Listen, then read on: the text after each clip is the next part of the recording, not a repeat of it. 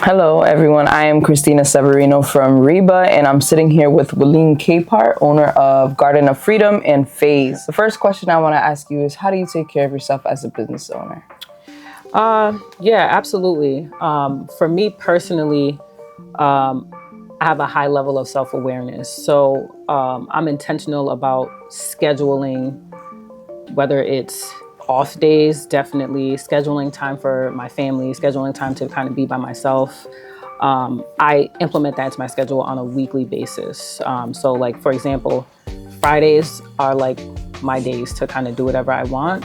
So whether I go get a massage or I go to a coffee shop and design and do whatever it is I want to do, those are like my days for me. So I just am really rigid about that. Yeah.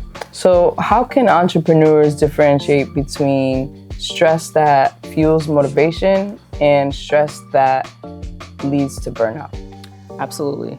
For me personally, stress that comes from that fuels motivation, it feels good within my body, right? It's not breeding any negative emotions, as opposed to stress that leads to burnout. You might find yourself being overly tired. Your social battery, for lack of better terms, might be really low, and so you isolate. And so I think you have to be aware of how stress impacts you personally to be able to separate the two, if that makes sense. So in a world where hustle culture is celebrated, how do you remind yourself and your team that rest is just as important as work ethic? For my team, I remind them constantly that rest restores creativity. And so I'm very big on operating from a place of rest and not from a place of like stress or pressure, which is connected to that hustle culture where, you'll hear people say like they're working 24 hours around the clock and it's like glorified so people aren't sleeping, and then not really understanding that sleep impacts your creativity as well. So I have regular conversations with my team about taking days off. They see me, so I'm the model first and foremost. So I take days off. There's days where I'm like, I'm not doing anything today. I even take creative rest, so I won't design.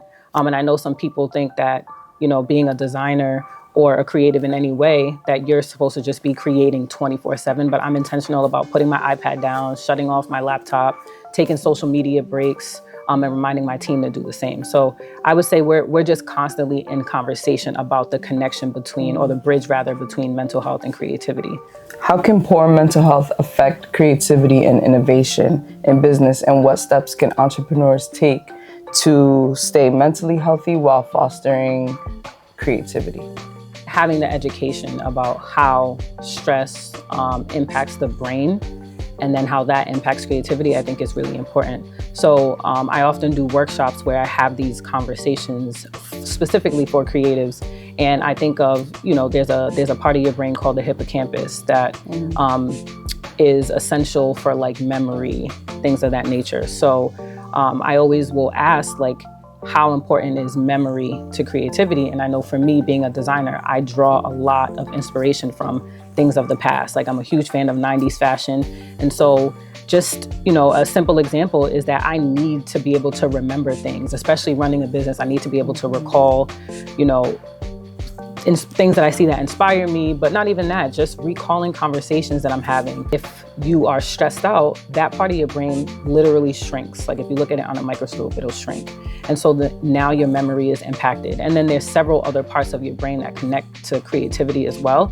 And I think for me, having that education allowed me to be more intentional about how I structure my life as a creative. Some steps to take, again, like I mentioned earlier, is just, scheduling time off. I live by this quote that I saw. It says, schedule pleasure because pain isn't a schedule itself. Especially in these times, there's always something negative going on. And so if you don't intentionally schedule things that bring you joy, you're bound to eventually become depleted, whether subconsciously or consciously. So scheduling time off, being conscious of what helps you feel restored. I think, starting there would be really helpful, again, because it's going to differ from individual to individual. Yeah, good. What are some actionable strategies you can use to prevent burnout when your business demands a lot of attention? Yeah, thankfully, I'm at the stage in my business where I can outsource. I know for new business owners, it might just be a one-person show where you're liable for everything.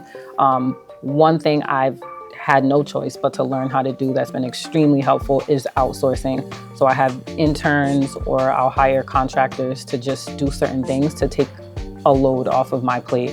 So whether that's packaging orders, whether that's administration work, responding to all of my emails, things of that nature, I'm blessed to be able to have people around me that I can utilize to help. And I think sometimes as business owners, that can feel scary to trust someone else to do something.